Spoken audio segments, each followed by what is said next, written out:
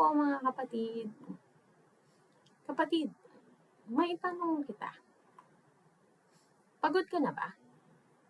Marami bang bumabagabag sa'yo ngayon?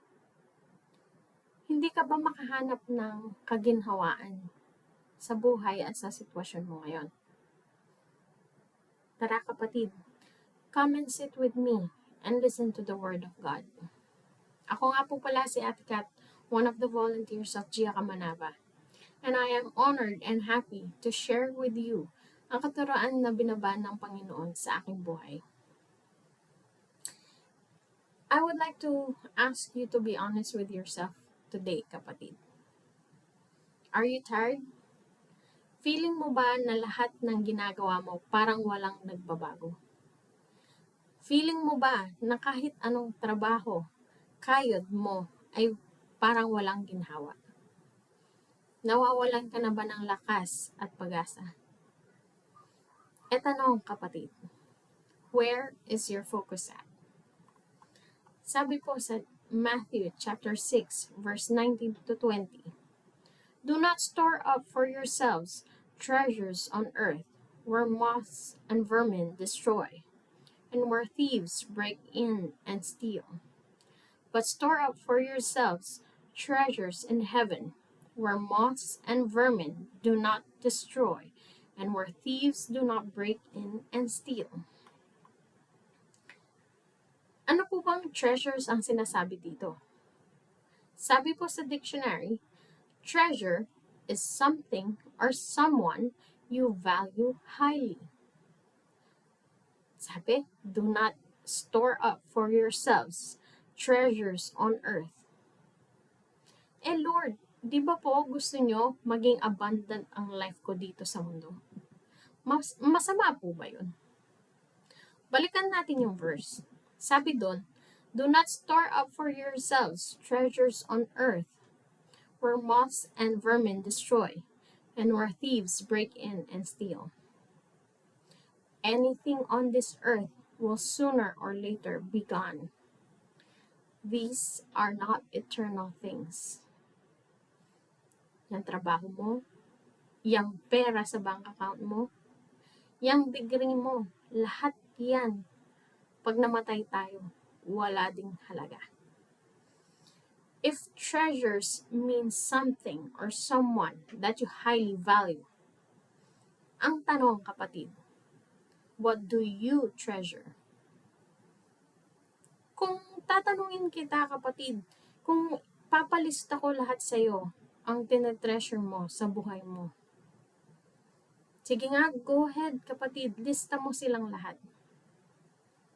Pang-ilan kaya si Lord sa listahan mo? Because for where your treasure is, there your heart will be also.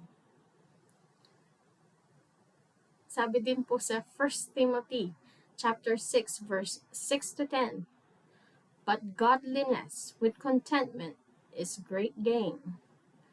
For we brought nothing into the world, and we can take nothing out of it. But if we have food and clothing, we will be content with that. Those who want to get rich fall into temptation and a trap, and into many foolish and harmful desires that plunge people into ruin and destruction. For the love of money is a root of all kinds of evil. Some people, eager for money, have wandered from the faith and pierced themselves with many griefs. Ibig po bang sabihin, Ate Kat, magre-resign na ako? Na wag na akong magtrabaho? Di ba po magpo-provide naman po si Lord? Hindi po ganun ang ibig sabihin ng passage na to. Pero hindi po dapat na ang pera, trabaho, o anuman award dito sa mundo ang maging driving force natin sa buhay. Hindi na po yun dapat ang tinetreasure natin sa ating puso. Break the survival mindset, kapatid. We are not meant to go through life just to survive it. We are meant to go through life serving the purpose the Lord has set for us. And that is why we are struggling. Yan ang dahilan kung bakit pagod tayo. Na parang walang progress tayong nakikita. Because we are trying to do the job of the Lord. Di ba po sabi ng Panginoon sa Matthew chapter 6 verse 25 to 34?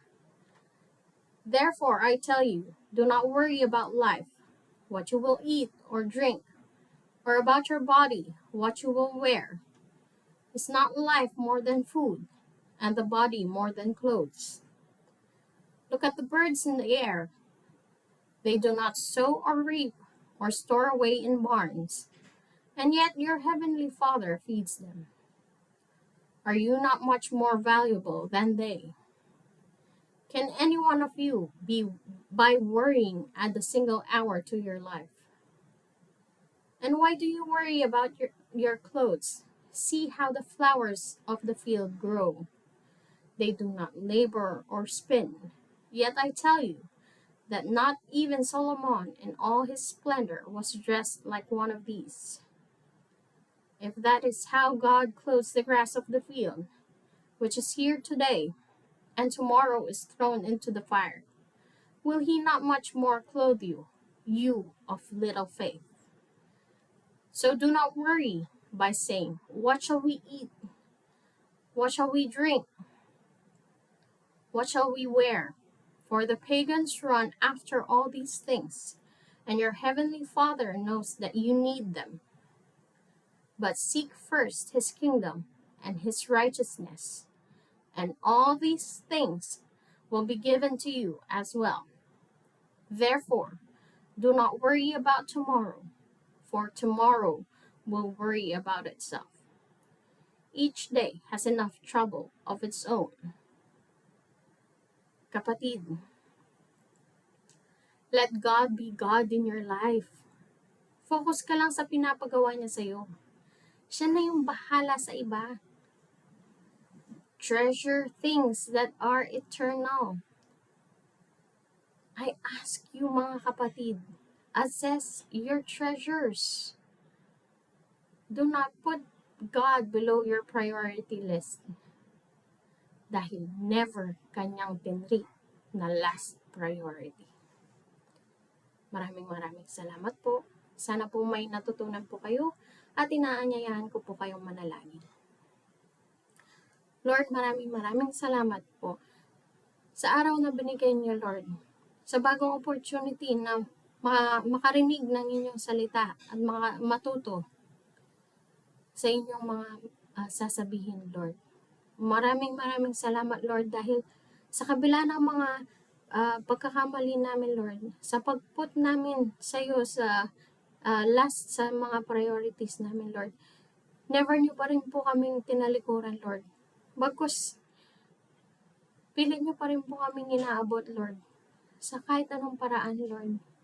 Maraming salamat dahil hindi niyo po kami sinukuan, Lord. Lord, tulungan niyo po kami malinisan ng aming mga puso, Lord, na maging set our sights to the things above, Lord, to the things of heaven, Lord. Huwag pong tanikala ang aming mga puso sa mga bagay na hindi po naka-align sa inyong word, Lord. Lord, tulungan mo po kami na maturuan ng aming puso na umasa po sa inyo, Lord, na isandal ang buong tiwala namin sa inyo, Lord. Na kung ano man po ang pinapagawa nyo, ay susundin namin, Lord. At lahat po ng kailangan namin, kayo na po ang magpo-provide. Lahat po ng kakailanganin namin para ma-accomplish ang task na inatang nyo po sa aming mga balikat. Naniniwala po kami na kayo din po ang magpo-provide at kayo din po ang gagawa ng paraan paano po namin ma-accomplish ang task na yon. Kaya po, ngayon po, tinataas ko po ang aking mga kamay bilang simbolo ng inyong kapangyarihan at ng inyong pagmamahal sa aming lahat, Lord.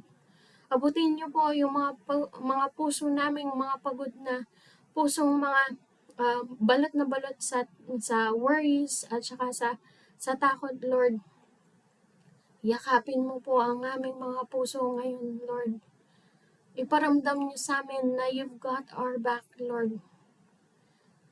Iparamdam niyo din sa amin, Lord, na hindi namin kailangan mag-alala sa mga bagay na ito. Mag-focus lamang kami sa iyo, Lord.